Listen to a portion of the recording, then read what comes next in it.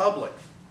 The current implications of this embrace are currently ascertainable in the justifications and course of the 9/11 wars, as directed primarily against indigenous peoples in the Middle East and Eurasia.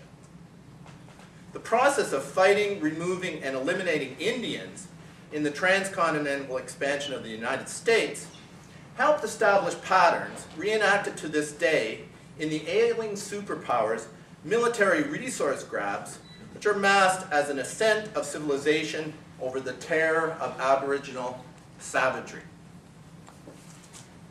Declaration of Independence condemns King George III because he did bring on the merciless Indian savages, whose known means of warfare is undistinguished destruction of all ages, sexes, and conditions. That's right in the Declaration of Independence.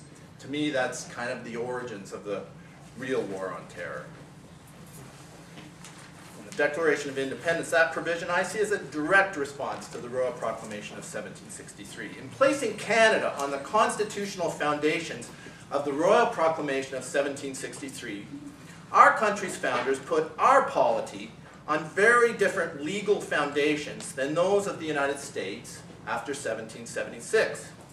In Canada, treaty federalism with Indigenous peoples helps to form the basis of a constitutional monarchy whose soldiers were known, until recently at least, as international peacemakers rather than as warmongers.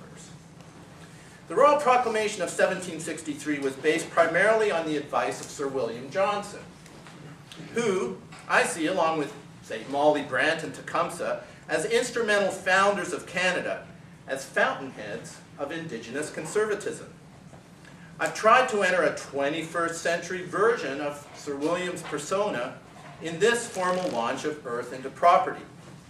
It is taking place in my hometown, the capital of Upper Canada, the political capital of Ontario, the commercial capital of Canada, the urban center that has become, during my lifetime, a legendary mecca of multiculturalism.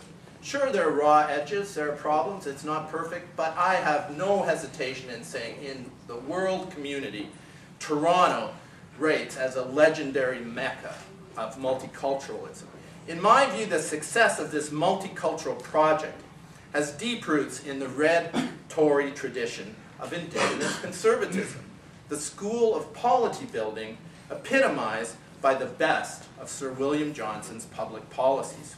To conclude, mercifully to conclude, Sir William embodies a strand of conservatism that is very different from the conservatism of the present minority government of Prime Minister Stephen Harper and of the Tea Party movement.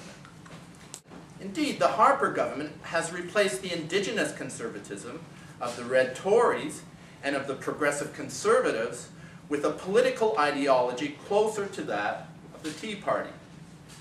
Those Anglo-Americans who demonstrated their displeasure with British imperial governance by throwing bales of East India Company tea into Boston Harbor in 1773 opposed the public policies advanced by the likes of Red Tory Sir William Johnson, Indigenous conservative Sir William Johnson.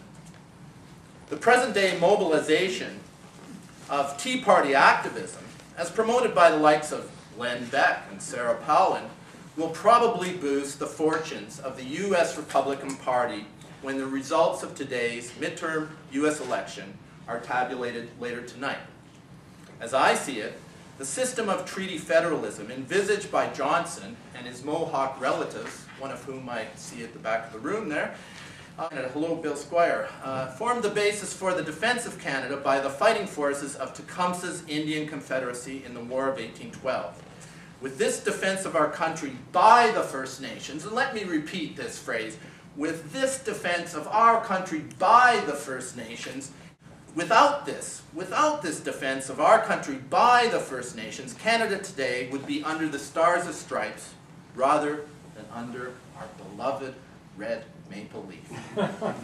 In looking to the future, I would like to see a preemption of the 9/11 wars through the consolidation of a system of global security, not national security, global security, based on the consent of the governed and on the equitable and fair enforcement of the rule of law as expressed especially in the treaty federalism of the international community.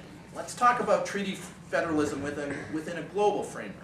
I would like to see a globalized renaissance of Canada's red Tory tradition as part of a transition to ecological conservatism implicit in the biocultural diversity of the Fourth World.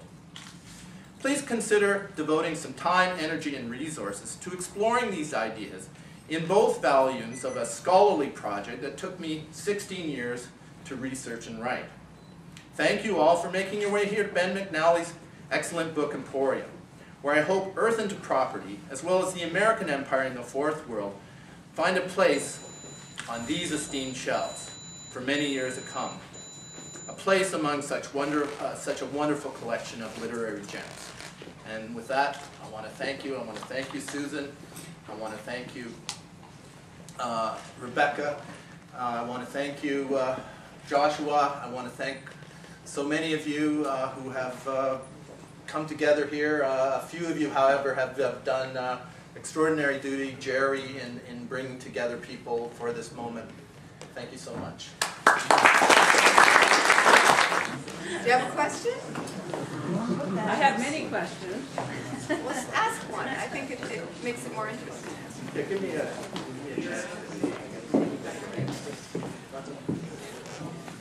In your idea about an international, I guess, an international warrior society or something similar, a protectionist type of body, is that where you're going? Well, you know, we have no enforcement for these enforcement mechanisms for the Genocide Convention, for all of these declarations on torture conventions, the Geneva Convention.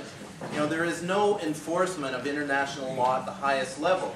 We have enforcement of laws that have to do with money and the protection of capital and the transnational movement of capital, and that gets enforced. But when it comes to human rights and the reality that there are political expedients that cause governments to sometimes do terrible things to people within their own borders, we really don't have any systematic, institutionalized way to deal with it and to enforce universal standards. And I think the diversity of indigenous peoples requires some kind of universal standards to enforce the ability of people to be different and express themselves through different political economies.